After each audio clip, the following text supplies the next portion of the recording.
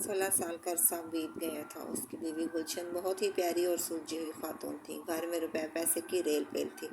جج صاحب اپنی بیگم سے بہت محبت کرتے تھے، بس بہت زیادہ مصروفیات کی وجہ سے وہ گلشن کو زیادہ وقت نہیں دے پاتے تھے، جس کی وجہ سے گلشن کو اس سے شکایت رہتی، پر وہ بھی کیا کر سکتی تھی۔ جج صاحب کی نوکری ہی ایسی تھی، ان کی زندگی ہر طرح سے مکمل تھی، سوائے اس کے کہ ان کی کوئی اولاد نہ تھی۔ جج صاحب نے اپنا علاج بڑے بڑے ڈاکٹروں سے کروایا، مگر کوئی فرق نہیں پڑا۔ رپورٹ میں سب ٹھیک آیا، بس اللہ تعالیٰ کی طرف سے دیر تھی۔ گلشن سرکاری اسکول میں ٹیچر تھی، وہ بچوں کو پڑھاتی، اسی لیے وہ بچوں کی کمی کو کچھ زیادہ ہی فیل کرتی۔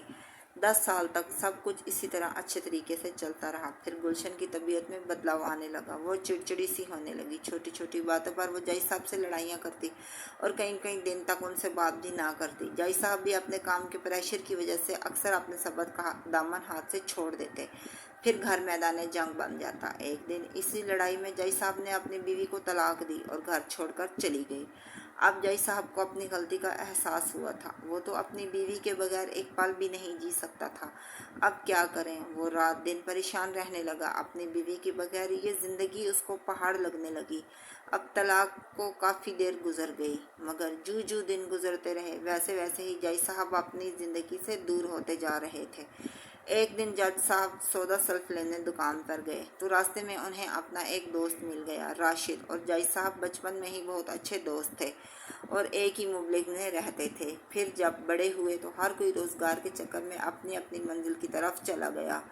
روشن اب حکمت سیکھ چکے تھے، ان کا شمار علاقے کے قابل حکیموں میں ہوتا تھا۔ راشد حال ہی میں شہر میں شفٹ ہوئے تھے اور ان کا اپنا شفا خانہ بھی تھا۔ جج صاحب انہیں اپنے گھر لے گئے اور ان کی باتوں ہی باتوں میں اپنی بیوی بچوں کے بارے میں پوچھا، تو جج صاحب آپ کوٹ کوٹ کر بچوں کی طرح رونے لگے۔ اب میں کیا چھپاؤں، کیا بتاؤں راشد، میری تو زندگی رک سی گئی ہے۔ میں نے گلشن کو غصے میں آ کر طلاق دی، پر اب اس کے بغیر میرا جینا مشکل ہے۔ سمجھ نہیں آتا ایسا کیا کروں کہ مجھے گلشن دوبارہ مل جائے۔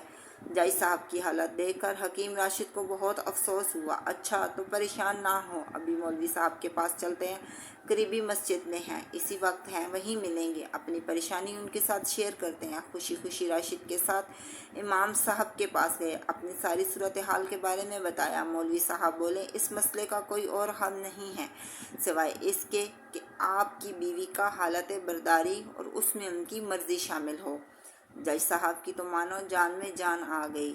آپ کے پاس کوئی رشتہ ہے تو ٹھیک ہے، ورنہ میں ہی انتظام کر دیتا ہوں۔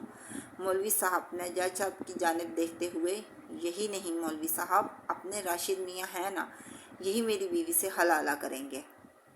حکیم کے چہرے کا تو رنگ ہی اڑ گیا، یہ کیا کہہ رہے ہیں؟ ارے میں نے تو ابھی تک شادی ہی نہیں کی۔ اور پھر جج صاحب کی تو جیسے لاٹری نکل آئی، پھر انہوں نے راشد کی منت کر کے حلالے کے لیے راضی کر لیا۔ وہاں سے نکل کر جج صاحب فوراً اپنے سسرال پہنچے۔ گلشن ان کے گھر والوں کو راضی کرنے کی کوشش کرنے لگے، پر وہ کسی طور پر نہ مانے۔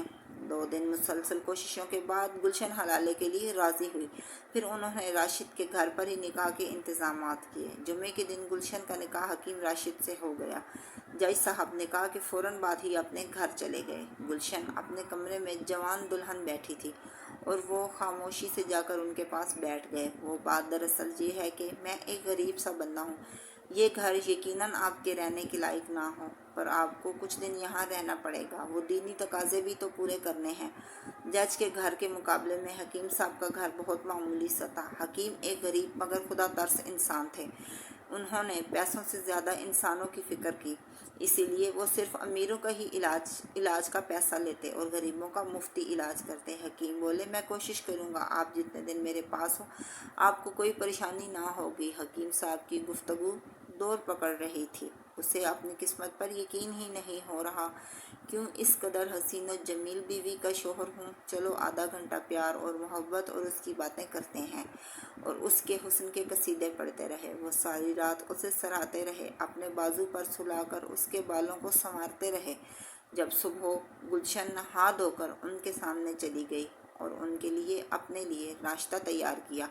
گلشن پہلی بار اکیلے ناشتہ بنا رہی ہے، वहाँ तो बहुत सारे नौकर थे जो उसके सारे काम करते थे। नाश्ता तैयार करके उसने राशिद को जगाया। राशिद नहा धोकर नाश्ता करने लगा। छोटे छोटे नवाले गुलशन के मुंह में देने लगा और इसी वजह से वो दोनों एक ही रात में एक दूसरे के इतना करीब आ गए मानो सदियों से एक दूसरे को जानते हों। नाश्ते से फारिग होकर गुलशन ने हकीम साहब से कहा, तुम काम पर जाओ और दोपहर के खाने में आ जाना, मिलकर खाना खाएंगे। अपने काम पर चला गया और वो दोपहर 12 बजे दुकान बंद करके जब घर में दाखिल हुआ, बज़ाहिर बिल्कुल साहब हर चीज़ तरीके से रखी थी और राशिद को पता चला कि उसके घर इतना भी बुरा नहीं है जितना वो खुद समझता था। गुलशन दाल चावल बनाए थे और हकीम साहब उसके हाथ और नज़र के दीवाने हो गए। वो दोनों एक दूसरे की संगत में खुश थे।